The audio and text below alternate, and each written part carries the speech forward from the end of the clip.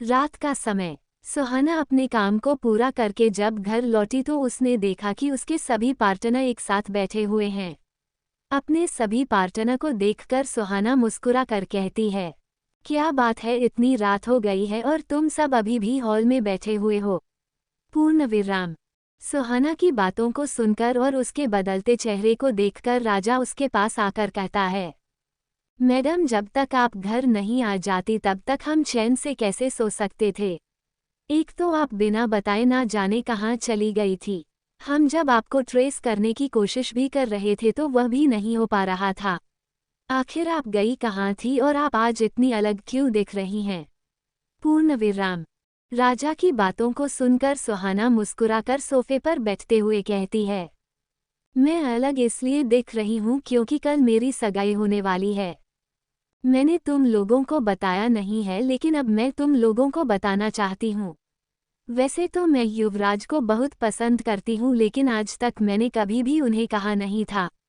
और जिस समय मैंने उन्हें प्रपोज किया था उस समय युवराज की नज़रों में मैं एक नॉर्मल सी लड़की थी। युवराज आज मेरे ऑफिस आए थे। उन्होंने कहा कि वो मुझसे सगाई करना चाहते हैं। पहले तो मैं मना करने वाली थी लेकिन युवराज ने कहा कि अगर मैं कल सगाई में आकर अपने दिल की बात नहीं कहूंगी तो वह नंदनी के साथ भी सगाई नहीं करेंगे। उन्होंने मुझे सगाई में पहनने वाले कपड़े भी दिए। इसके बाद मुझे लगा कि मुझे थोड़ा अपना लुक बदलना चाहिए, इसलिए मैं इस शहर के सबसे बड़े पार्लर में गई थी खुद को चेंज करने के लिए। कल मेरी सगाई होने वाली है और मैंने सोच लिया है सभी के सामने मैं युवराज को अपने दिल की बात बताऊंगी। उन्हें ये भी बताऊंगी कैसे मैं उनको पहली दफा देखकर अपना दिल दे बैठी थी और हाँ, तुम सभी को भी वहां रहना पड़ेगा। पूर्ण विराम। सुहाना की बातों को सुनकर राजा गौरव, सौरभ, दीपशिखा सभी लोग हैरान हो चुके थे। किसी को भी सुहाना की बातों पर यकीन नहीं हो रहा था। तभी दीपशिखा सुहाना को देखते हुए कहती है, क्या सच में युवराज सर आपसे सगाई करने वाले हैं? मेरा मतलब, मैंने तो सुना है कि वो कल नंदिनी से सगाई करने वाले हैं, तो फिर भला वह आपसे सगाई कैसे कर सकते हैं? पूर्ण विराम। दीपशिखा की बातों को सुनकर सुहाना मुस्कुरा कर कहती है, तुम्हारी तरह पहले मुझे भी यही लग रहा था। मैंने युवराज से कहा भी कि आपकी सगाई नंदिनी से होने वाली है तो आप उसे एल पर ध्यान दीजिए। लेकिन युवराज ने मुझे साफ साफ कह दिया कि कल वह मुझसे ही सगाई करेंगे। इनफैक्ट उन्होंने नंदिनी को भी बता दिया कि वह आज भी मुझसे ही प्यार करते हैं और तुम्हें पता है नंदिनी ने युवराज की बात भी मान ली। पूर्ण विराम। सुहाना की बातों को सुनकर वहां बैठे सभी लोगों को बहुत अजीब लग रहा था। अचानक से इतना बदलाव होते हुए देखकर किसी को भी कुछ भी समझ नहीं आ रहा था। सुहाना ने जब देखा कि सभी उसे देख रहे हैं तो वो सोफे से उठकर मुस्कुराते हुए कहती है, तुम लोग भी अपने अपने कमरे में चले जाओ। मैं भी अपने कमरे में जा रही हूँ। पूर्ण विराम। ये कहकर सुहाना वहां से चली गई। सुहाना को जाते हुए देखकर राजू राजा को देखते हुए कहता है, यार, मैडम को इतना खुश देखकर मुझे भी बहुत खुशी हो रही है। लेकिन न जाने क्यों मुझे बहुत ही अजीब लग रहा है। एक ही दिन में इतना कुछ चेंज हो जाना, ये बहुत अजीब सी बात है। मतलब कल तक युवराज सर सुहाना मैडम को देखना भी पसंद नहीं करते थे और आज वह मैडम के पास आकर कहते हैं कि वो उनसे ही प्यार करते हैं। पूर्ण विराम। राजू की बातों को सुनकर गौरव उसे देखते हुए कहता है, हो सकता है युवराज सर पहले भी मैडम को ही पसंद करते हो। इस बीच में मैडम ने गायत्री मैडम के साथ जो किया था उसकी वजह से मैडम और सर में गलतफहमी हुई थी। उसकी वजह से ही दोनों में ही दुश्मनी हुई थी। अब जब सब कुछ ठीक हो गया है तो मैं भी युवराज सर सुहाना मैडम को अपनी लाइफ में दोबारा लाना चाहते हो। लेकिन जो भी हो सब कुछ सही से हो रहा है, ये देखकर मुझे काफ़ी अच्छा लग रहा है। मैं तो चाहता था जल्द से जल्द मैडम और युवराज सर एक हो जाए। पूर्ण विराम। वहीं दूसरी तरफ गोयल मेंशन में नंदनी अपने कमरे में बैठकर फ़ोन चला रही थी। तभी गायत्री कोल अपने हाथों में कुछ बैग लेकर नंदनी के कमरे में आई।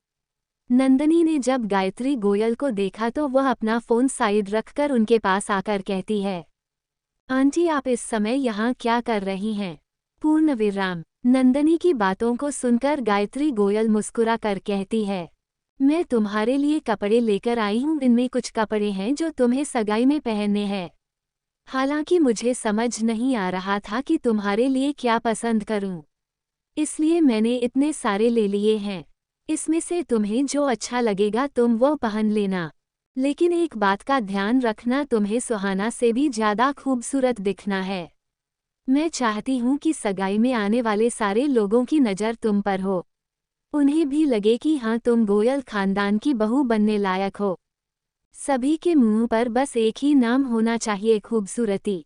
इसीलिए मैंने बड़े से बड़े डिजाइनर को बुलवाकर तुम्हारे लिए कपड़े बनवाए हैं। ये कपड़े मेरे लिए कुछ भी नहीं है, क्योंकि मेरे लिए सबसे इम्पोर्टेंट तुम हो। जब तक तुम्हारी शादी युवराज से हो नहीं जाती है तब तक मेरे मन में एक डर लगा रहेगा, इसीलिए अब हमें जो भी करना है सब सोच समझ कर करना है। पूर्ण विराम। गायत्री गोयल की बातों को सुनकर नंदनी मुस्कुराकर कहती है, आंटी आप फिक्र मत कीजिए, मैं सुहाना से भी ज़्यादा खूबसूरत बनाकर दिखाऊंगी, और वैसे भी मैं पहले से बहुत खूबसूरत हूँ। कल जब मेकअप आर्टिस्ट आएगी तो मैं उसे वह सब कुछ बताऊंगी जो जो मुझे करवाना है। लेकिन आप फिलहाल के लिए अपने कमरे में चले जाए, रात काफ़ी हो गई है और कल बहुत सारे काम भी होंगे। नंदनी की बातों को सुनकर गायत्री गोयल गहरी सांस लेकर कहती है, हाँ मैं अपने कमरे में ही जा रही हूँ। ये तो मैं बस तुम्हें कपड़े देने के लिए आई थी, और हाँ तुम्हारे मॉम डैड से मेरी बात हो गई है, वो दोनों भी कल यहाँ समय पर पहुँच जाएंगे। पूर्ण विराम। ये कहकर गायत्री गोयल मुस्कुराकर कमरे से बाहर निकल गई। गायत्री गोयल के जाते ही नंदनी वापस बेड पर बैठकर अपना फ़ोन चलाने लगी। अगले दिन सुहाना जब गोयल मैंशन आई तो उसने देखा कि मैंशन को बहुत अच्छे से डेकोरेट किया गया है। सब कुछ देखते हुए सुहाना घर के अंदर जा ही रही थी कि तभी वह सामने खड़ी गायत्री गोयल से टकरा गई। गायत्री गोयल से टकराने की वजह से सुहाना जल्दी 2 कदम पीछे हुई और फिर गायत्री गोयल को देखते हुए उनसे माफ़ी मांगने लगी। वही गायत्री गोयल सुहाना को देखकर गुस्से में दांत पीसकर कहती है, घर की खूबसूरती देखकर क्या तुम्हारी आंखें बंद हो गई है जो कहीं भी किसी से टकराती रहती हो। पूर्ण विराम। गायत्री गोयल की बातों को सुनकर सुहाना मुस्कुराकर कहती है, नहीं मॉम, मेरी आंखें बंद नहीं हुई है, बल्कि मेरी आंखें तो अब खुली है। वैसे आपकी पसंद काफ़ी अच्छी है। ये घर जो आपने डेकोरेट किया है वो वाकई में बहुत अच्छा है। पूर्ण विराम। सुहाना की बातों को सुनकर गायत्री गोयल ने मुंह बना लिया। जब सुहाना ने ये देखा तो वह मुस्कुराकर वहां से चली गई। गायत्री गोयल ने सुहाना को जाते हुए देखकर अभी भी मुंह बनाया हुआ था कि तभी नंदिनी गायत्री गोयल के पास आकर गुस्से में कहती है, यह क्या आंटी, आपकी पसंद कितनी बेकार है। आपने कितने गंदे तरीके से डेकोरेट करवाया है। आपको तो यहाँ पर अच्छे से अच्छे फूल लगाने चाहिए थे। इस तरह के जैस्मीन फूल लगाकर आपने सब कुछ खराब कर दिया। पूर्ण विराम। नंदिनी की बातों को सुनकर गायत्री गोयल की आंखें हैरानी से बड़ी हो गई। उन्हें बिल्कुल भी नहीं लगा था नंदिनी उनके पसंद किए हुए फूलों को बेकार कहेगी। ये सोचकर अचानक से गायत्री गोयल को सुहाना की बातें याद आने लगी। कैसे सुहाना आते ही उनके पसंद को अच्छा बात कर गई थी। नंदिनी ने देखा कि गायत्री गोयल कैसे उसे देख रही है तो वह अपनी बातों को बदलते हुए कहती है, मेरे कहने का मतलब है आपकी पसंद अच्छी है, लेकिन आज मेरी और युवराज की सगाई होने वाली है तो आपको आज के दिन अपनी पसंद छोड़कर हमारी पसंद के बारे में सोचना चाहिए था। अब आपने सब कुछ कर ही दिया है तो इसमें हम कुछ कर नहीं सकते हैं।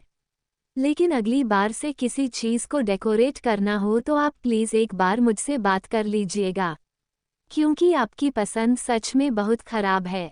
पूर्ण विराम। ये कहकर नंदिनी वहां से चली गई। नंदिनी को जाते हुए देखकर गायत्री गोयल का मन उदास हो गया।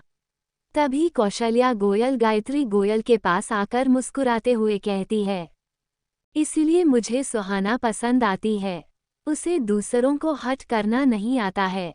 तुमने सुहाना को शुरू से नापसंद किया है, इसलिए उसकी छोटी गलती भी तुम्हें बड़ी दिखाई दे रही है। मैंने सुहाना को शुरू से पसंद किया है। उसकी एक गलतफहमी से छोटी गलती को मैंने ही माफ़ किया। अगर मैं चाहती तो उसे इस घर में रहने नहीं देती, लेकिन मैं जानती हूँ सुहाना कोई भी काम कभी भी गलत नहीं कर सकती है। उसने तुम्हें जेल भेजा था, ये बात सोचकर मुझे भी बुरा लगता है, लेकिन उसकी गलतफहमी की वजह से उसने माफ़ी भी मांग ली है। तुम्हारे सामने तुम्हें आईना देखने को मिल रहा है, उसके बावजूद भी तुम आईने को देखना पसंद नहीं कर रही हूँ। सामने होकर भी सब कुछ जब साफ दिखाई दे उसके बावजूद भी तुम्हें गलत को चुनना पसंद है, तो सच में तुम बहुत बेकार सोच रखती हो। मेरा काम है तुम्हें समझना। तुम मेरी बहू हो, मैंने कभी भी तुम में और तुम्हारी देवरानी में भेदभाव नहीं किया है, क्योंकि मुझे पता है सब अपने अपने कर्मों से चलते हैं। आज तुमने देख लिया होगा कैसे एक बहू ने तुम्हारी इज्जत बचाई तो दूसरी ने कैसे तुम्हारी इज्जत गिराई। पूर्ण विराम। ये कहकर कौशल्या गोयल मुस्कुराकर वहां से चली गई। कौशल्या गोयल को जाते हुए देखकर गायत्री गोयल की नज़र सुहाना के कमरे की ओर चली गई। हालांकि इस समय गायत्री गोयल के चेहरे से कुछ भी पता नहीं चल पा रहा था, लेकिन दूसरे ही पल उन्होंने सभी की बातों को बुलाकर अपने काम पर ध्यान दिया और फिर काम कर रहे कर्मी के पास जाकर उन्हें सब कुछ समझाने लगी।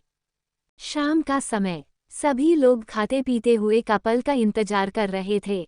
गायत्री गोयल घड़ी में समय देखकर अनिकेत को इशारा करती है। जब अनिकेत ने अपनी मां के इशारे को देखा तो उसने तुरंत फोन करके युवराज को नीचे बुलाया। अनिकेत के फोन करने के बाद ही युवराज तुरंत नीचे भी आ गया। युवराज जैसे ही नीचे आया उसकी नज़रें सुहाना को ढूंढने लगी, लेकिन उसे सुहाना कहीं भी दिखाई नहीं दे रही थी।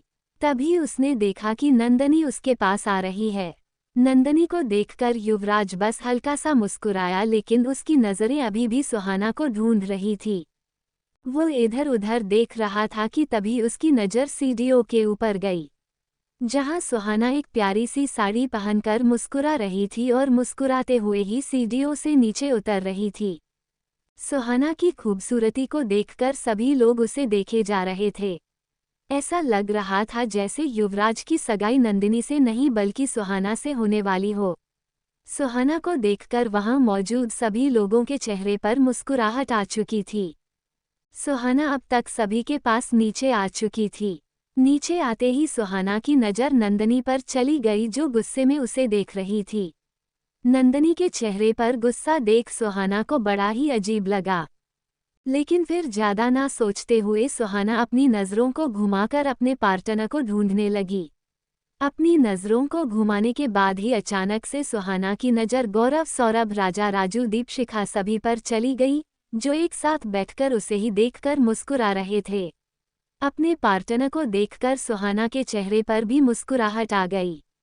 सुहाना अपने पार्टनर को देखने के बाद युवराज को देखने लगी, जो स्टेज पर खड़े होकर उसे ही देख रहा था। युवराज को मुस्कुराते हुए देखकर सुहाना को काफी अच्छा लगा। वो इंतजार कर रही थी कि कब युवराज उसे स्टेज पर बुलाए और कब अपने ही हाथों से उसे अंगूठी पहनाए। युवराज ने जब देखा कि सुहाना उसे देख रही है तो वो होस्ट से अपने माइक को लेकर मुस्कुराते हुए कहता है, आज का दिन मेरे लिए बहुत खास है क्योंकि आज मेरी सगाई उससे होने वाली है जिससे मैं बहुत प्यार करता हूँ। मैं जानता हूँ कि आप लोग ये सोच रहे होंगे कि मेरी शादी तो हो गई है तो फिर भला मैं सगाई क्यों कर रहा हूँ। कुछ लोगों को तो पता ही होगा कि मेरी लाइफ में क्या चल रहा है, लेकिन यहाँ पर कुछ लोग ऐसे भी हैं जिन्हें नहीं पता कि आखिर मेरी लाइफ में हुआ क्या है। आज मैं खुलकर आपको सारी सच्चाई बताना चाहता हूँ। मेरी जब शादी हुई थी तब एक गलती की वजह से दुल्हन चेंज हो गई थी। जिसमें मेरी शादी होने वाली थी उसमें उस दिन मेरी शादी सुहाना से हो गई। हालांकि शादी एक पवित्र बंधन होता है, हम ऐसे ही नहीं तोड़ सकते हैं, लेकिन समय बीतता गया और सुहाना मेरी पत्नी के रूप में मेरे घर में रहने लगी। धीरे धीरे समय बीता, एक टाइम पर मेरे और सुहाना के बीच में गलतफहमी हो गई, जिसमें हम दोनों ने एक दूसरे को तलाक दे दिया।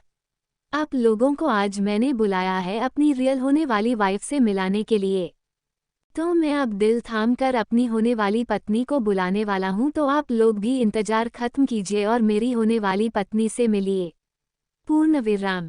ये कहकर युवराज सुहाना को देखने लगा। सुहाना काफी खुश दिखाई दे रही थी। उसे तो इंतजार ही नहीं हो रहा था कि कब युवराज उसका नाम ले। वही नंदिनी सुहाना को खुश देखकर गुस्से में मुट्ठी बंद कर रही थी। वह भी युवराज को ही देख रही थी। वह इंतजार कर रही थी कब युवराज उसका नाम ले और वह स्टेज पर जाए। कौशल्या गोयल और अनिकेत दोनों ही युवराज को देख रहे थे। युवराज की नज़र सुहाना पर थी, लेकिन युवराज की मुस्कुराहट कुछ और बता रही थी। कौशल्या गोयल ने युवराज को मुस्कुराते हुए देखा तो वह अनिकेत को देखकर कहती है, ना जाने क्यों वह मुझे बहुत अजीब सा लग रहा है। जिस तरह से राजा ने बताया था कि युवराज सुहाना से सगाई करने वाला है, उसके मुताबिक युवराज के चेहरे की मुस्कुराहट मुझे कुछ और बता रही है। मैं युवराज को बचपन से जानती हूँ, वह कब किस तरह से मुस्कुराता है उसके बारे में मुझे पता चल जाता है। इसीलिए कहीं ना कहीं मेरे अंदर एक डर बैठ रहा है। पूर्ण विराम। कौशल्या गोयल की बातों को सुनकर अनिकेत उनके हाथों को पकड़ के कहता है, सच कहूँ तो दादी मुझे भी बहुत डर लग रहा है। आपके जैसा ही मुझे भी फील हो रहा है। बस भाई कोई गड़बड़ ना करें। भाभी के चेहरे पर खुशी देखकर मुझे काफ़ी अच्छा लग रहा है। हम देखते हैं भाई क्या करते हैं। पूर्ण विराम। ये कहकर उसने एक नज़र कौशल्या गोयल को देखा और फिर स्टेज की तरफ देखने लगा। वहीं युवराज अपनी बात खत्म कर माइक को अच्छे से पकड़ के मुस्कुराते हुए दोबारा कहता है, तो मैं अपनी होने वाली वाइफ मिस नंदिनी मेहरा को स्टेज पर बुलाना चाहता हूँ। पूर्ण विराम। सुहाना जो अपना कदम आगे बढ़ा ही रही थी, जैसे ही उसने युवराज के मुंह से नंदिनी मेहरा का नाम सुना, उसके कदम वहीं रुक गए। एक पल के लिए तो सुहाना को लगा जैसे वो कोई सपना देख रही हो। उसे अपने कानों पर यकीन नहीं हो रहा था। उसे ऐसा महसूस हो रहा था कि उसके कानों में युवराज के मुंह से निकली हुई नंदिनी नंदिनी सुनाई दे रहा हो। वही नंदिनी जिसकी खुशी का ठिकाना नहीं रहा। उसने खुश होकर गायत्री गोयल को गले लगा लिया, लेकिन गायत्री गोयल के चेहरे पर इस समय किसी चीज की खुशी दिखाई नहीं दे रही थी। उनके चेहरे से ऐसा लग रहा था जैसे युवराज ने जब नंदिनी का नाम लिया तो उन्हें सुहाना के लिए बुरा लगा हो, क्योंकि गायत्री गोयल सुहाना के चेहरे पर मुस्कुराहट साफ देख पा रही थी।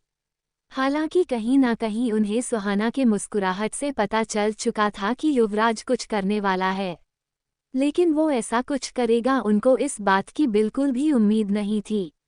नंदिनी गायत्री गोयल के गले लगी हुई थी, लेकिन गायत्री गोयल की नज़र इस समय भी सुहाना पर थी।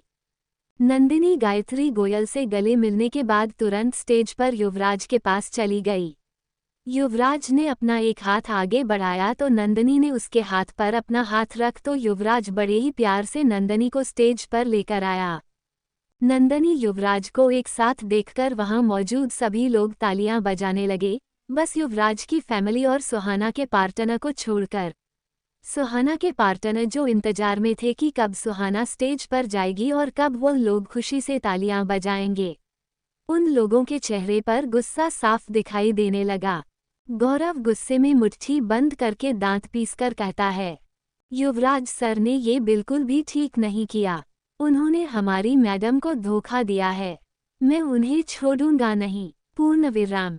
ये कहकर जैसे ही गौरव आगे बढ़ने को हुआ तभी राजा उसे रोकते हुए कहता है, नहीं, जब तक मैडम हमें कुछ करने को नहीं कहेंगी हम आगे बढ़कर कुछ नहीं कर सकते हैं।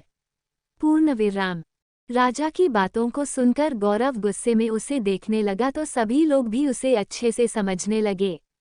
वही सुहाना अभी भी एकटक युवराज को ही देखे जा रही थी।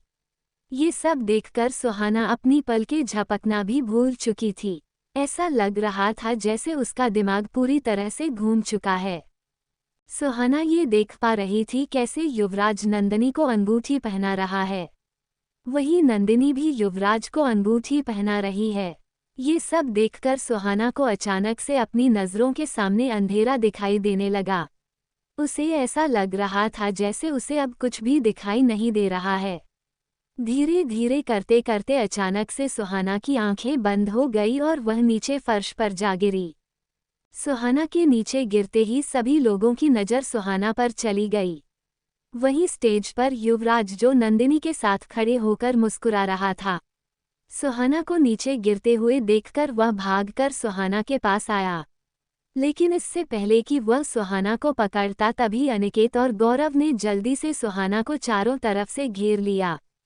अनिकेत ने जल्दी से सुहाना को अपनी बाहों में उठाया और फिर वो युवराज को देखकर गुस्से में कहता है, यह आपने बिल्कुल भी ठीक नहीं किया।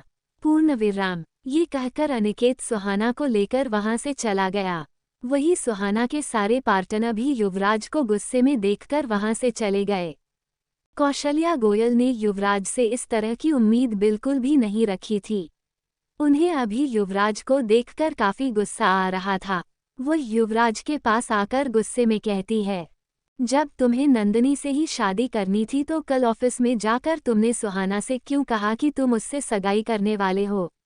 क्या तुमने एक बार भी नहीं सोचा कि उस पर क्या बीत रही होगी? इससे अच्छा तो तुम उसे घर से जाने को कह देते। वह अच्छा खासा घर से जा रही थी, कम से कम उसे इस तरह से तुम्हारा धोखा तो नहीं मिलता। पूर्ण विराम। कौशल्या गोयल की बातों को सुनकर युवराज ने उसे इग्नोर किया और फिर वहां से जाने लगा। लेकिन तभी नंदिनी उसका हाथ पकड़ के कहती है, युवराज तुम कहाँ जा रहे हो? आज हमारी सगाई हुई है और यहाँ पर बहुत सारे गेस्ट आए हुए हैं। अगर तुम यहाँ से चले जाओगे तो हमारे कितनी बदनामी होगी। पूर्ण विराम। नंदिनी की बातों को सुनकर युवराज गुस्से में उसे देखने लगा। तभी गायत्री गोयल उन दोनों के पास आकर कहती है, सगाई हो चुकी है, अब हम यहाँ पर सब कुछ खत्म करते हैं। बाकी का काम हम शादी वाले दिन कर लेंगे। पूर्ण विराम। ये कहकर गायत्री गोयल नौकरों से कहकर सभी गेस्ट को खाने के लिए दूसरी तरफ भिजवा देती है।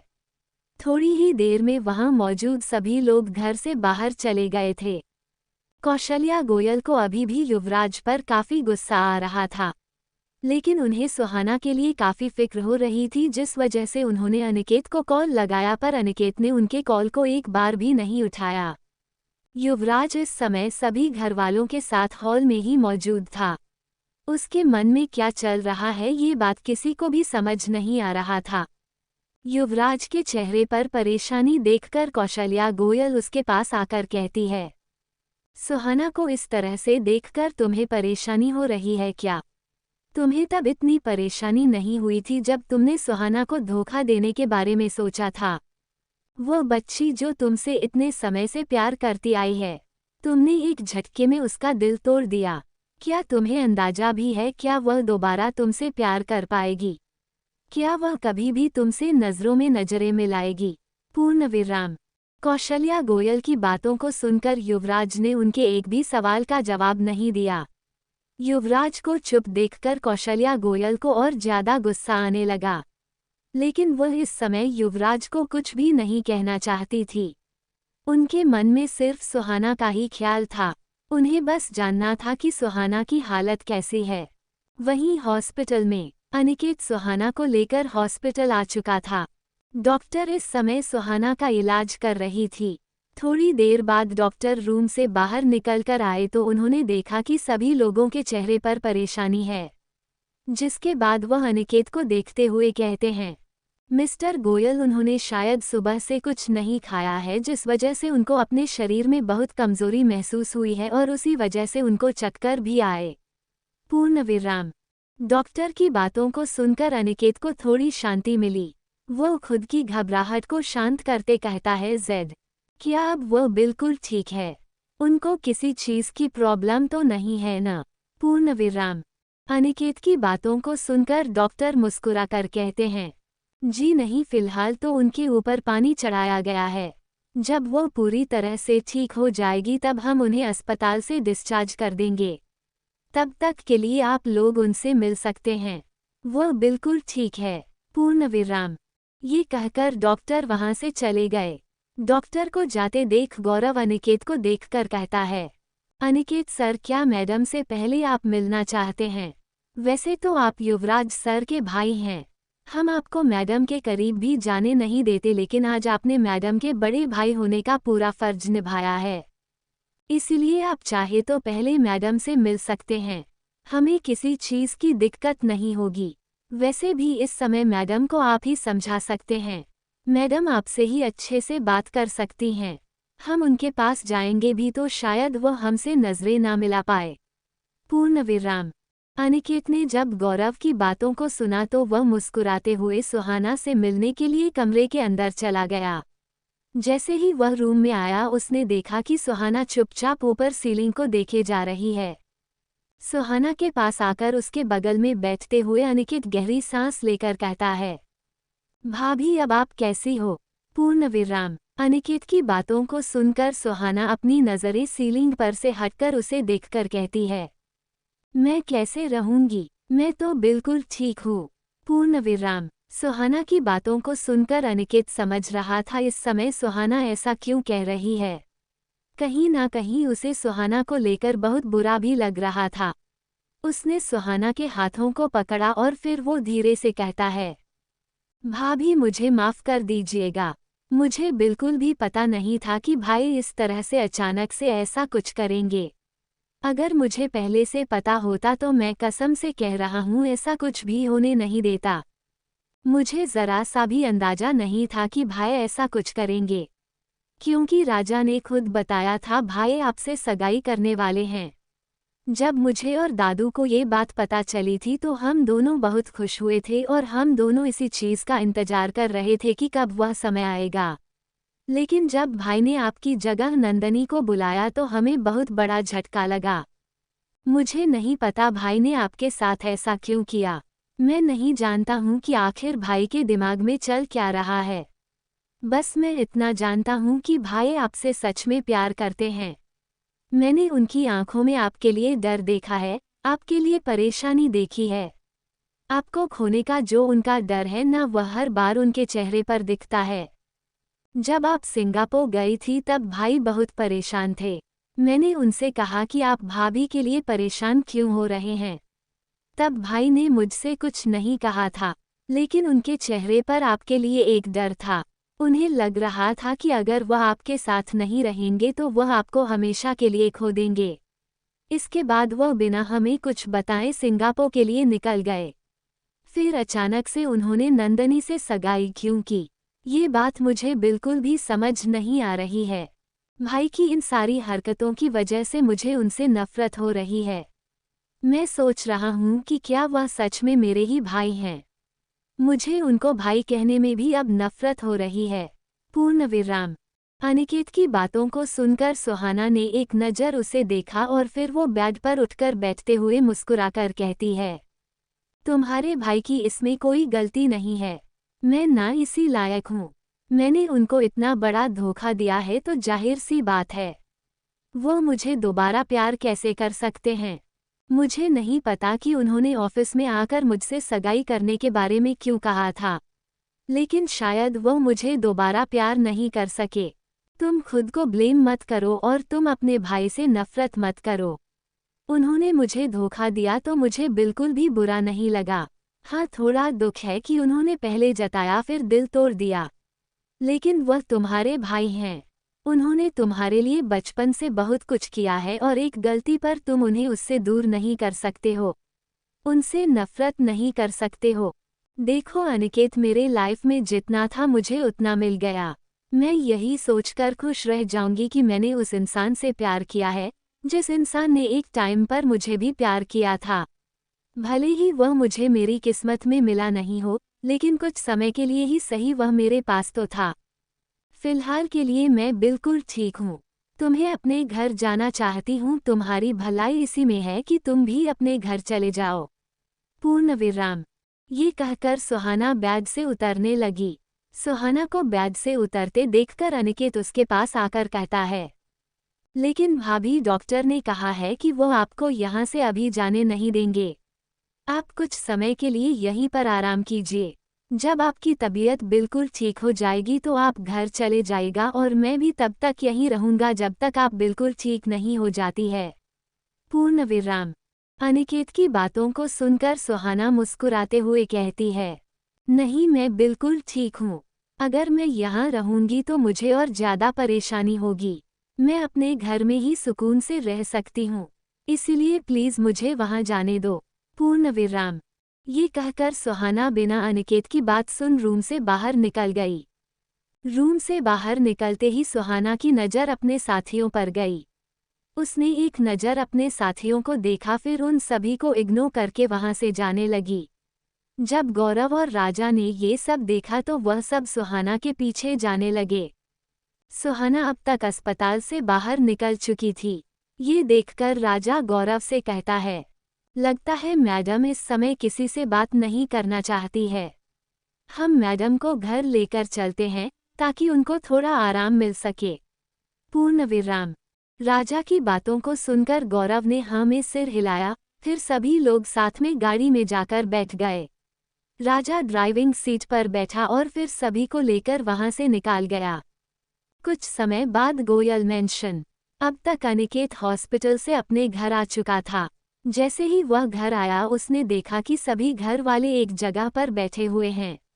उनमें से युवराज भी अभी भी वहीं पर मौजूद था। युवराज को देखकर अनिकेत ने अपनी नज़रों को घुमा लिया।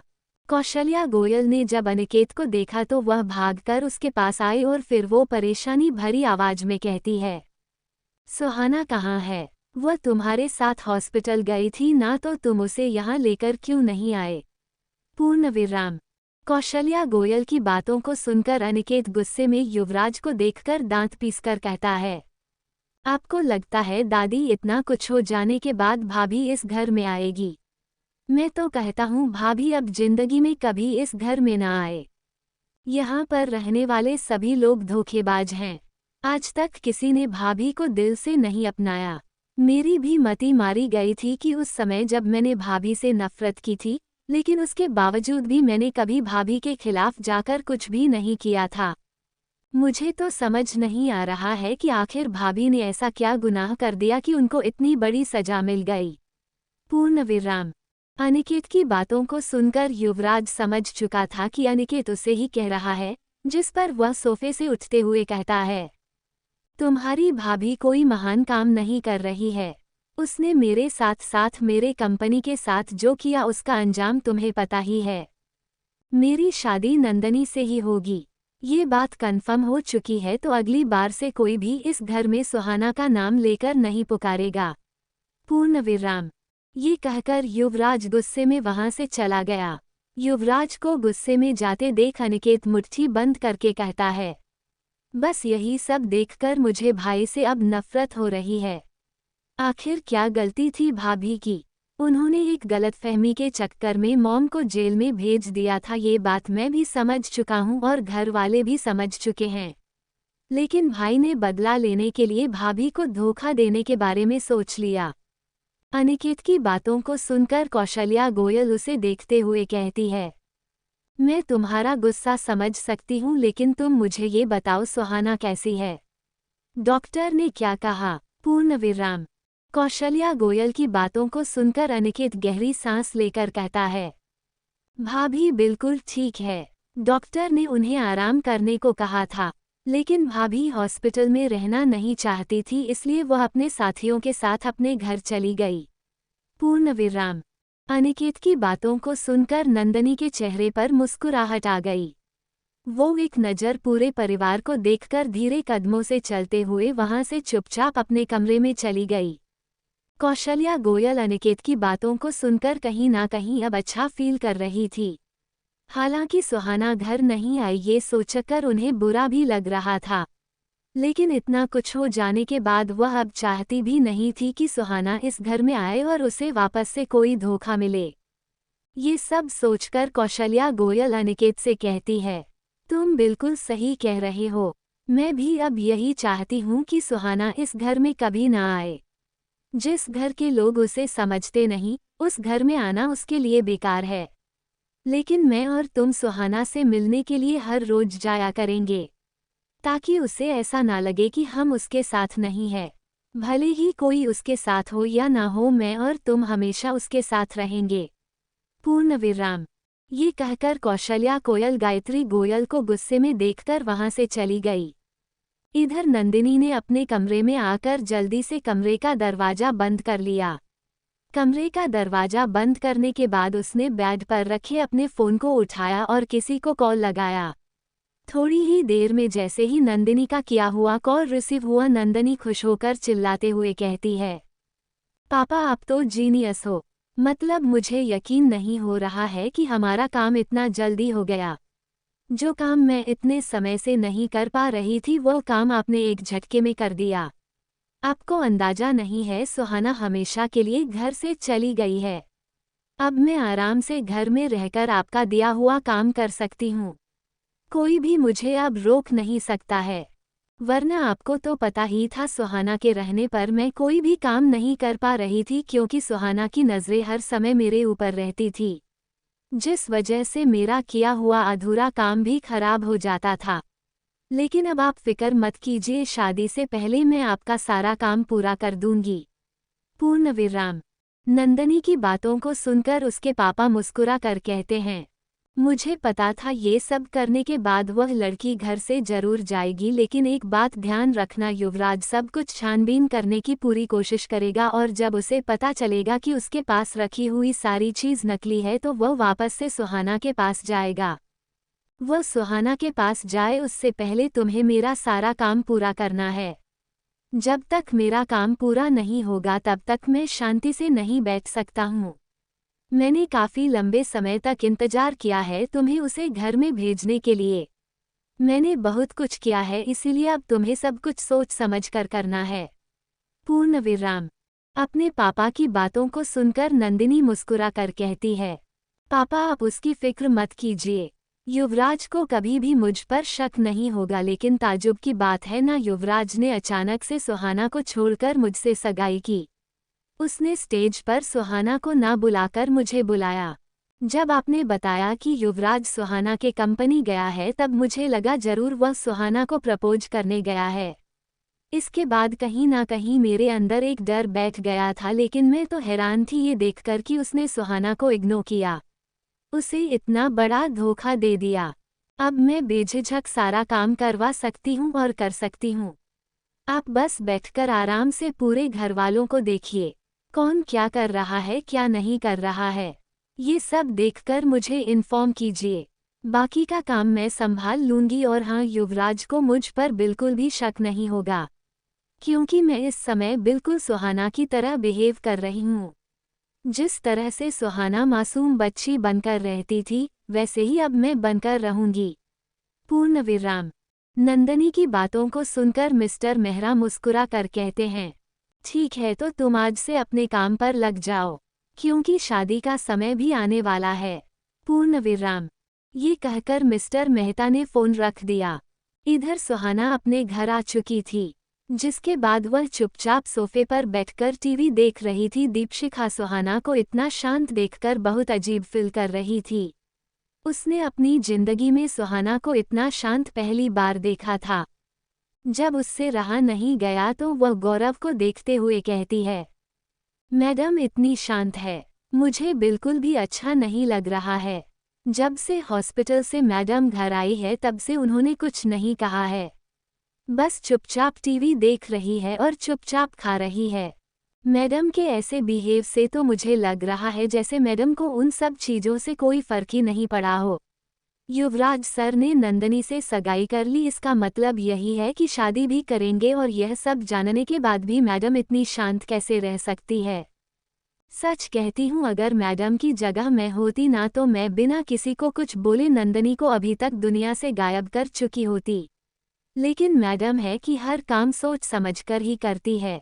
पूर्ण विराम। दीपशिखा की बातों को सुनकर गौरव गहरी सांस लेकर कहता है, मैडम को आज तक मैंने ऐसा करते हुए कभी नहीं देखा। कई लोगों ने मैडम को धोखा दिया है पर उसके बावजूद भी मैडम इस तरह से शांत कभी नहीं रही है। जब मैडम को मैं हॉस्पिटल लेकर आया था तब मुझे लगा था होश में आते ही मैडम गुस्सा करेगी, चिल्लाएगी, युवराज करके बारे में बुरा भला रहेगी। लेकिन वह इतनी शांत मन से वापस घर आ गई और यहाँ आते भी चुपचाप बैठी है। ये सब मुझे बहुत अजीब लग रहा है। मैं मैडम से पूछना भी चाहता हूँ लेकिन उनके पास जाने में भी मुझे डर लग रहा है। पूर्ण विराम। गौरव की बातों को सुनकर राजा उसे देखते हुए कहता है, डर तो मुझे भी लग रहा है, पर क्या करूं, हमें पूछना भी तो पड़ेगा, हम ऐसे ही मैडम को नहीं छोड़ सकते हैं। पूर्ण विराम। राजा की बातों को सुनकर सभी ने हाँ में सर हिलाया। तभी राजू उन लोगों को देखते हुए कहता है, मैं मैडम के पास जाता हूँ, उनसे बात करता हूँ, जब मुझसे नहीं होगा तब मैं तुम सबको इशारा करके बुला लूँगा। पूर्ण विराम। ये कहकर राजू गहरी सांस लेकर सुहाना के पास चला गया। सुहाना इस समय भी टीवी देख रही थी। राजू उसके पास आकर गहरी सांस लेकर कहता है, मैडम रात काफ़ी हो चुकी है, क्या आप कमरे में जाना पसंद करेगी या फिर यही रहना? पूर्ण विराम। राजू की बातों को सुनकर सुहाना करना चाहती दीवार पर लगे घड़ी पर गई। रात के 11 बजे बज चुके थे। ये देखकर सुहाना गहरी सांस लेकर कहती है, मैं अपने कमरे में जाना पसंद करूंगी। फिलहाल मुझे भूख लगेगी तो मैं तुम में से किसी को कॉल कर दूंगी। पूर्ण विराम। ये कहकर सुहाना सोफे से उठकर अपने कमरे की ओर चली गई। सुहाना को जाते हुए देखकर राजा, गौरव, कुणाल, दीपशिखा सभी राजू के पास आ गए। राजू के पास आते ही राजा अपनी आंखें छोटी करके कहता है, तुमने मैडम से ऐसा क्या कहा कि मैडम इतनी जल्दी अपने कमरे में चली गई? पूर्ण विराम। राजा की बातों को सुनकर राजू उसे देखकर कहता है, मैंने तो बस मैडम से यही कहा था कि मैडम आप कमरे में जाना पसंद करेगी कि यहाँ रहना पसंद करेगी, और मैडम ने कहा कि वह कमरे में जाना पसंद करेगी। और तो उन्होंने ये भी कहा है कि जब उन्हें भूख लगेगी तो वह हम में से किसी एक को कॉल कर देगी। इतना कहने के बाद मैडम यहाँ से चली गई। मैं इससे ज़्यादा मैडम से कुछ भी नहीं कहा। पूर्ण विराम। राजू की बातों को सुनकर कुणाल गुस्से में मुट्ठी बंद करके कहता है, मुझे युवराज सर से नफरत हो रही है। उनकी वजह से हमारी मैडम की हालत बिगड़ती जा रही है। हमारी मैडम जिनके चेहरे पर हमेशा गुस्सा दिखाई देता था, जो हम पर हमेशा चिल्लाती रहती थी, हमें समझाती रहती थी, हमें गलत सही का रास्ता बताती थी, आज वही मैडम इतनी चुप है, हमें देखकर बात भी नहीं कर रही है। हम अगर उनके पास बात करने जाते भी हैं तो वो हमारी बातों का कोई जवाब नहीं देती है। ऐसा लगता है जैसे मैडम हमारे लिए अनजान बन चुकी है, उन्हें कुछ भी याद नहीं है। ये सब सिर्फ युवराज गोयल की वजह से हुआ है। मेरा तो मन कर रहा है कि मैं सबका बदला ले लूं, उनके पूरे परिवार को खत्म करके। पूर्ण विराम। गौरव को गुस्से में देखकर राजा उसे समझाते हुए कहता है, ऐसा करने की सोचना भी मत। भले ही युवराज सर ने मैडम को धोखा दिया है, लेकिन युवराज सर का परिवार मैडम से अभी भी प्यार करता है। हम अनिकेत सर के बारे में नहीं बोल सकते हैं, इसलिए जो भी करना है उसको समझ कर करना है। फिलहाल रात काफ़ी हो गई है, हम सब अपने कमरे में चलते हैं। और एक बात ध्यान रखना, मैडम को किसी चीज़ की ज़रूरत होगी तो वह हम में से किसी को कॉल करेगी। पूर्ण विराम। ये कहकर राजा वहाँ से चला गया। राजा को जाते हुए देखकर बाकी सभी अपने अपने कमरे में चले गए। इधर सुहाना ने अपने कमरे में आने के बाद कमरे का दरवाज़ा बंद कर लिया। दरवाज़ा बंद कर देने के बाद ही बेड पर जाकर बैठ गई। थोड़ी देर पहले जो सोफे पर बैठकर टीवी देख रही थी, अब धीरे धीरे करके उसकी आंखों में आंसू आने लगी। वह अपनी आंसुओं को साफ करके गहरी सांस लेकर कहती है, मुझे नहीं पता आपने ऐसा क्यों किया, लेकिन शायद मैं अपने दिल से आपको कभी नहीं निकाल पाऊंगी।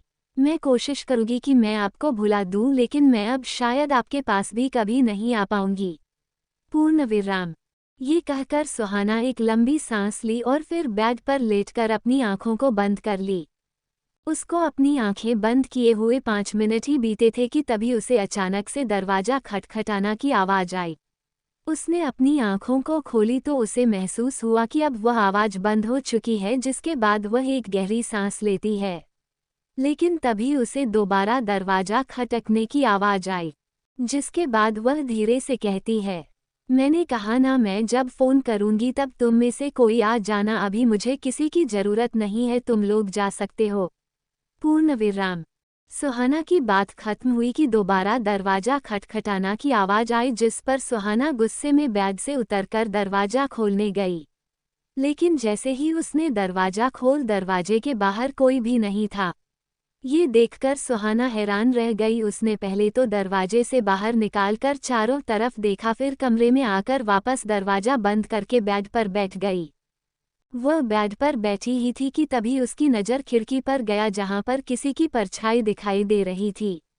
ये देखकर सुहाना तुरंत अपने कमरे में से बंदूक निकालकर खिड़की के पास जाने लगी। सुहाना ने खिड़की के पास आते ही धीरे से खिड़की का दरवाजा खोली और फिर अपने हाथों में रखे बंदूक का निशाना सामने की ओर करने लगी। लेकिन इससे पहले कि सुहाना कोई एक्शन लेती वह अपने सामने मौजूद शख्स को देखकर दंग रह गई। उसका मुंह खुला का खुला रह गया और उसके हाथों में रखी बंदूक भी नीचे गिर गई। सुहाना अपने सामने खड़े युवराज को देख रही थी। युवराज खिड़की के सहारे लटका हुआ था। ये देखकर उसने जल्दी से अपना हाथ आगे बढ़ाया, लेकिन दूसरे ही पल उसने अपने हाथ पीछे खींच लिए। जब युवराज ने देखा कि सुहाना उसकी मदद करते करते पीछे हट गई, तो वह अपने हाथों के बल खुद को संभालते हुए सुहाना से कहता है, मैं यहाँ पर गिरने वाला हूँ और तुम मेरी मदद नहीं कर रही हो। पूर्ण विराम। युवराज की बातों को सुनकर सुहाना हैरानी से कहती है, यह मेरा घर है तो क्या आपको मेरे घर का दरवाजा पता नहीं है जो आप खिड़की से आए हैं, और आपको किसने कहा था मेरे घर आने को? पार्टी में तमाशा करके आपका दिल नहीं भरा जो यहाँ पर जाकर मेरा दिल और तोड़ना चाहते हैं। आपने मुझे रुलाया है, आपने मुझे धोखा दिया है, आपने मेरा दिल तोड़ा है, तो मैं आपकी मदद बिल्कुल भी नहीं करूँगी। अब आप खिड़की के सहारे लटकते रहिए और झूलते रहिए रात भर, क्योंकि सुहाना उस इंसान को कभी माफ़ नहीं करती जो उसे धोखा दिया देता है। आप तो मेरे पहले मोहब्बत थे, तो फिर मैं आपको कैसे माफ़ कर दूँ? पूर्ण विराम। सुहाना की बातों को सुनकर युवराज हैरानी से कहता है, मैं तुम्हारी पहली मोहब्बत हूँ, यही सोचकर मुझे माफ़ कर दो और प्लीज़ मुझे कमरे में आने की परमिशन दो। मेरे हाथ बहुत दर्द दे रहे हैं, अगर मैं और ज़्यादा देर तक यहाँ मटका रहूँगा तो मैं नीचे गिर जाऊँगा, और तुम्हारे कमरे का खिड़की इतना ऊपर है कि मैं अगर नीचे गिर गया ना तो मेरी हड्डी ज़रूर टूटेगी। अगर मेरी हड्डी टूट जाएगी तो मैं तुमसे शादी कैसे करूँगा? इसलिए तुम मेरी मदद करो। पूर्ण विराम। युवराज की बातों को सुनकर सुहाना गुस्से में कहती है, अब मैं आपकी बातों में नहीं आऊँगी।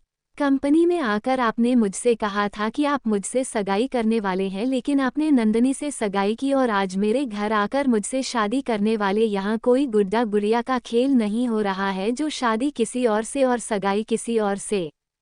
मैंने आपको माफ़ नहीं किया है। पहले तो मुझे लगा था कि मैं अब ये शहर छोड़कर चली जाऊंगी ताकि आपकी नज़रों में नज़र ना मिलाऊं, आपके सामने ना रहूं, लेकिन फिर मैंने सोचा इसमें मेरी क्या गलती है? मैंने तो बस आपसे प्यार किया था। अगर प्यार करने पर इतनी बड़ी सज़ा मिलती है तो मैं दोबारा प्यार नहीं करूंगी। फिर मुझे लगा कि मैं यहाँ से नहीं जाऊंगी, बल्कि मैं ऐसा कुछ करूंगी कि आपको ही यह शहर छोड़कर जाना पड़ेगा। और हाँ, ये जो आप खिड़की पर लटके हुए हैं ना, अगर आप यहाँ से गिर भी जाएंगे ना तो मुझे कोई फ़र्क नहीं पड़ेगा। अगर आपकी हड्डी भी टूट जाएगी ना तो मुझे कोई फ़र्क नहीं पड़ेगा, क्योंकि सुहाना आपसे प्यार करती थी। आपके मिले धोखे के बाद उसे अब आपसे कोई प्यार नहीं है। पूर्ण विराम। सुहाना की बातों को सुनकर युवराज चुप रहा। वह सुहाना की नज़रों को देख रहा था, जिसके पास सुहाना ने अपनी नज़रों को घुमा लिया था। जब युवराज ने ये देखा तो वह मुस्कुराते हुए कहता है, ठीक है, अगर तुम्हें कोई फ़र्क नहीं पड़ता है तो मैं यहाँ से नीचे गिर जाता हूँ। शायद मेरी हड्डी टूटे या फिर मैं हमेशा के लिए यहाँ से ऊपर चला जाऊँ, लेकिन एक बात याद रखना, मैंने भी तुमसे ही प्यार किया है। पूर्ण विराम। ये कहकर युवराज धीरे धीरे करके अपने हाथों को खिड़की पर से हटाने लगा। जैसे ही युवराज का हाथ खिड़की से हटा वह नीचे की ओर गिरने लगा, लेकिन इससे पहले कि वह नीचे गिरता तभी सुहाना ने तुरंत उसके पास जाकर जल्दी से उसके हाथों को पकड़ा और उसे ऊपर की ओर खींचने लगी।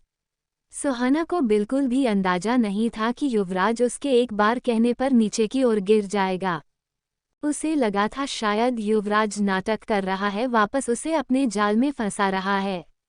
ये सब सोचकर सुहाना जल्दी से युवराज को अपने कमरे में लेकर आई। जैसे ही युवराज कमरे में आया वह सुहाना को देखने लगा। सुहाना अपना हाथ युवराज से दूर करके गुस्से में कहती है, देखिए युवराज, ये बात आप जानते हैं कि मैं आपसे बहुत मोहब्बत करती हूँ। आप मेरे पहले मोहब्बत हो। अब मेरे अंदर इतनी शक्ति नहीं है कि मैं आपके धोखे को बर्दाश्त करूँ। मुझे ये तो नहीं पता है कि आपने मुझे कहकर नंदिनी से सगाई क्यों की। लेकिन मैं इतना जानती हूँ कि अब मैं आपके जाल में नहीं फंस सकती हूँ। जिस दिन आप कंपनी आकर मुझे बोल रहे थे कि आप मुझसे सगाई करने वाले हैं, उस दिन मैं बहुत खुश हुई थी, लेकिन अगले दिन जो आपने मेरे साथ किया ना, वह मेरी आंखों में अभी भी घूम रहा है। आज के दिन ही आपने मुझे धोखा दिया ना, और आज के दिन मुझे आपसे नफरत करनी पड़ रही है। मैं अब आपके पास रहना नहीं चाहती हूँ, नहीं अब मैं आपसे प्यार कर पाऊंगी, इसलिए आप चुपचाप यहाँ से चले जाइए। पूर्ण विराम।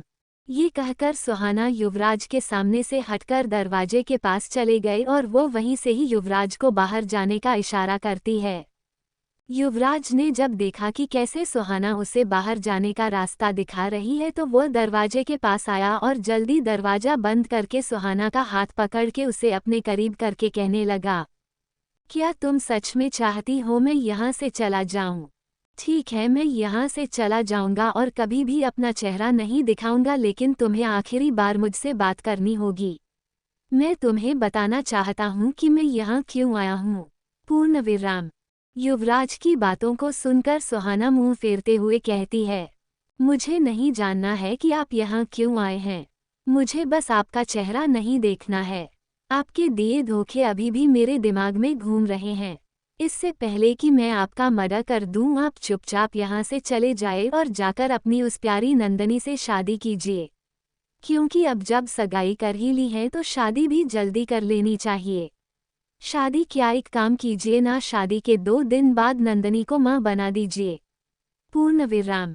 सुहाना की बातों को सुनकर युवराज उसके मुंह पर हाथ रख कर कहता है, अगर अपने मुंह से एक और शब्द निकाला तो मैं यहीं पर तुम्हें किस कर दूंगा और फिर तुम मुझे खुद से दूर भी नहीं कर पाओगी। और क्या नंदनी, नंदनी, नंदनी? मैं नंदिनी से शादी नहीं करूंगा। मैं तुम्हें पूरी सच्चाई बताना चाहता हूँ, इसलिए तुम्हारे पास आया हूँ। मैं तुम्हें तकलीफ में नहीं देख सकता हूँ। वैसे तो मैंने सोचा था कि मैं तुम्हें कुछ भी नहीं बताऊंगा जब तक मेरा काम पूरा नहीं हो जाता है, लेकिन तुम्हारी हालत मुझसे देखी नहीं गई, इसलिए मैंने सोच लिया कि मैं तुम्हें सब कुछ बताऊंगा। देखो सुहाना, जब मैं कंपनी आया था और तुम्हें प्रपोज किया था सगाई के लिए, तब तक मेरे मन में तुमसे सगाई करने की ही बात चल रही थी। लेकिन जैसे ही मैं वहां से निकलने के बाद अपने कंपनी गया, तब मैंने देखा कि नंदनी अपने पापा से मिलकर बात कर रही है। पहले तो मुझे लगा था कि वो दोनों बाप बेटी हैं, इसलिए एक दूसरे से बात कर रहे हैं। लेकिन जब मैं वहां से गुजर कर आगे की ओर जा रहा था, तभी मैंने उन दोनों की बातों को सुना। उन दोनों की बातों को सुनने के बाद मेरे पैरों तले जमीन खिसक गई। तुम्हें पता है, तुम्हारी माँ और नंदनी के पापा एक दूसरे से मिले हुए हैं। यानी कि तुम्हारे पापा का कातिल सिर्फ तुम्हारी विशाखा माँ नहीं है, बल्कि नंदिनी के पापा भी है, मिस्टर मेहरा। यहाँ तक कि नंदनी के पापा ने ये तक कहा है कि वो तुम्हें खत्म कर देंगे। जब मुझे ये सब पता चला तो मुझे बिल्कुल भी यकीन नहीं हो रहा था। फिर मैंने देखा कि नंदनी सिर्फ तुमसे बदला लेना नहीं चाहती है, बल्कि वो मुझसे भी बदला लेना चाहती हैं। उस दिन उन दोनों की अधूरी बात हुई थी। मुझे समझ नहीं आ रहा था कि मैं करूं क्या। तभी मैंने सोचा कि नंदनी को अपने पास रखने का मेरे पास यही रास्ता है। अगर मैं सगाई वाले दिन तुमसे सगाई कर लेता तो नंदिनी घर छोड़कर चली जाती, या फिर वो एक बहाना बनाकर मेरे घर में बसी रहती और फिर वह शायद जो काम लेट से करती वह जल्दी करने की पूरी कोशिश करती।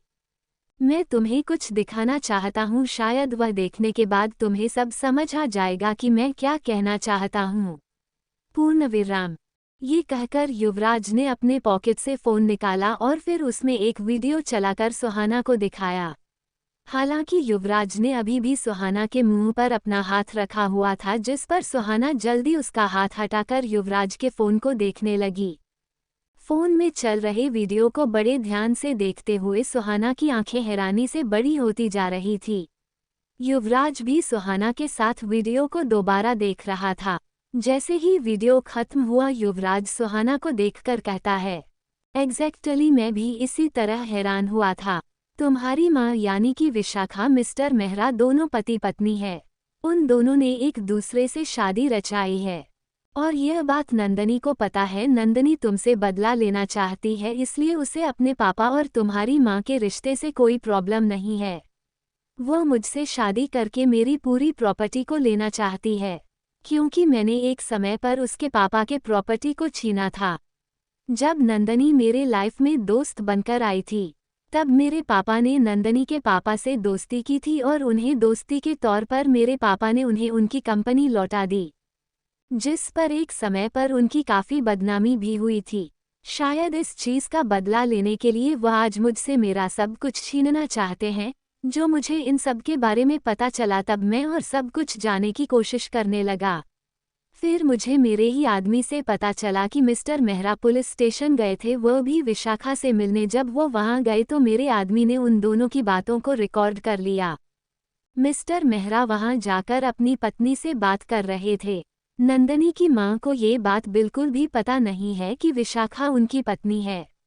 शायद ये बात उनको कभी पता ना चले, क्योंकि मिस्टर मेहरा ने ऐसा जाल फंसाया है कि एक समय पर वो विशाखा को भी गलत साबित कर सकते हैं। तुम्हारी मॉम इस समय जेल में है और अगर वह खुद को जेल से निकलने के लिए मिस्टर मेहरा का भी साथ चाहेगी तो मिस्टर मेहरा उसका साथ नहीं देंगे। इस समय मिस्टर मेहरा खुद चाहते हैं कि विशाखा जेल में रहे, क्योंकि अगर विशाखा जेल से बाहर आ गई तो वह उसके परिवार से मिलने की पूरी कोशिश करेगी, यहाँ तक कि उनकी पहली पत्नी से भी। पूर्ण विराम। युवराज की बातों को सुनकर सुहाना के कदम लड़खड़ाने लगे। जब युवराज ने ये देखा तो वह सुहाना के पास आकर उसे बेड पर बिठाते हुए कहता है, मैं ये सारी बातें तुम्हें बताना नहीं चाहता था। मुझे लगा कि मैं खुद ये सब सॉल्व कर लूँगा, उसके बाद तुम्हें बताऊँगा। लेकिन जब तुम सगाई वाले दिन बेहोश हो गई थी तो मुझे तुम्हारी बहुत फिक्र हो रही थी। मुझे लगा कहीं तुम इन सब के चक्कर में खुद को नुकसान ना पहुंचा लो। मैं तुमको लेकर बहुत डर गया था, इसलिए मैं बिना समय गवाए तुमसे मिलने के लिए आज ही आ गया। वैसे तो मैं दरवाजे से आ सकता था, लेकिन मैं जानता हूं कि तुम्हारे पार्टनर इस समय मुझसे नफरत करते होंगे। अगर मैं दरवाजे से आता तो वह लोग मुझे अंदर आने नहीं देते। शायद तुम भी मेरी पूरी बात ना सुनकर मुझे यहाँ से निकाल देती। पूर्ण विराम। युवराज की बातों को सुनकर सुहाना उसे देखकर हैरानी से कहती है, लेकिन विशाखा ने नंदिनी के पापा से शादी कब की? क्योंकि मेरे पापा को तो उसने बचपन में ही मार दिया था, तो फिर इसका मतलब यही है कि मिस्टर मेहरा भी उस समय मां के साथ थे और उन दोनों ने मिलकर जानबूझकर मेरे पापा को मारा। लेकिन मिस्टर मेहरा की मेरे पापा से क्या दुश्मनी थी? पूर्ण विराम। सुहाना की बातों को सुनकर युवराज गहरी सांस लेकर कहता है, ये तो मैं नहीं जानता हूँ कि मिस्टर मेहरा और तुम्हारे पापा में दुश्मनी क्या थी।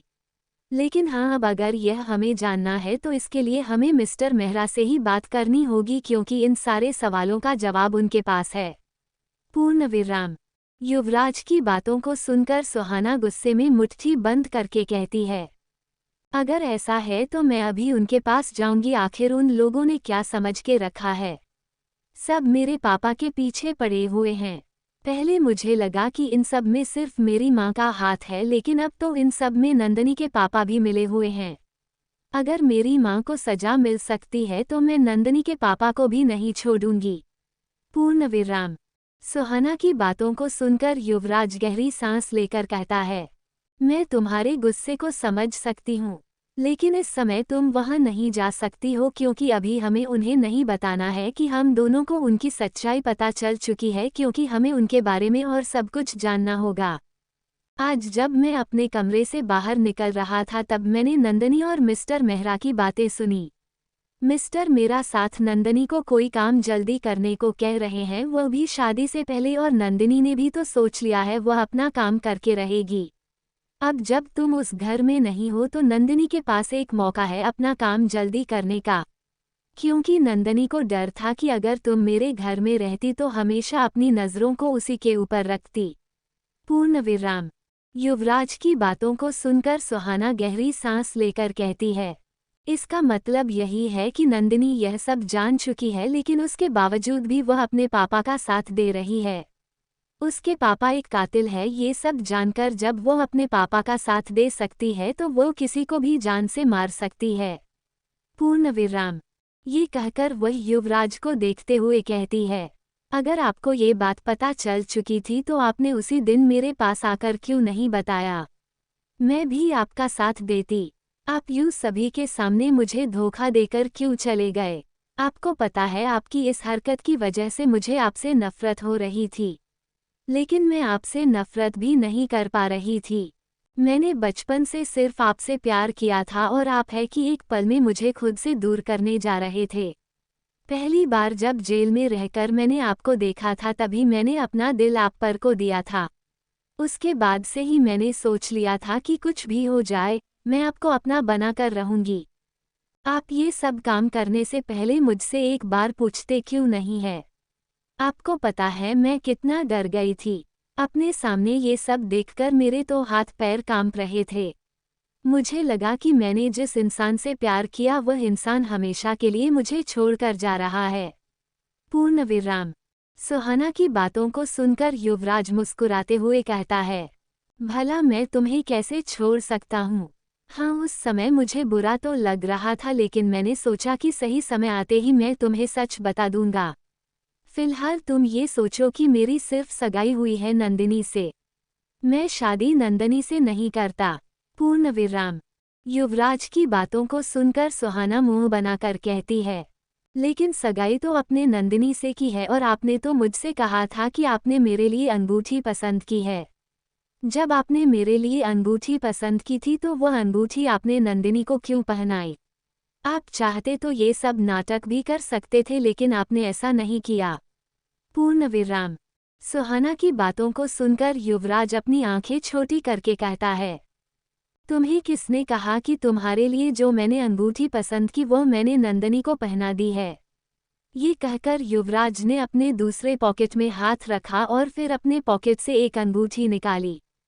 फिर वो अपने हाथों में रखी अंगूठी को सुहाना के सामने रखते हुए कहता है, क्या ये वही अंगूठी नहीं है जिसकी मैंने तुम्हें तस्वीर भेजी थी? मैं तुम्हें जिंदगी में भी धोखा नहीं दे सकता हूँ। तुम मेरी जान हो। तुम्हारी पसंद की हुई हर एक चीज सिर्फ तुम्हारी है तो भला यह अंगूठी मैं किसी और को कैसे दे सकता हूँ? जो अंगूठी मैंने नंदिनी को पहनाई थी वह अंगूठी तो नकली थी। यहाँ तक कि वह अंगूठी तुम्हारी ही थी जो तुमने फेंक दी थी, ये कहकर कि इसका रंग चला गया है। पूर्ण विराम। युवराज की बातों को सुनकर सुहाना की आंखें हैरानी से बड़ी हो गई। वह हैरान होकर उसे देख रही थी। उसे बिल्कुल भी उम्मीद नहीं था कि उसकी नकली अंगूठी को युवराज नंदिनी को पहना देगा।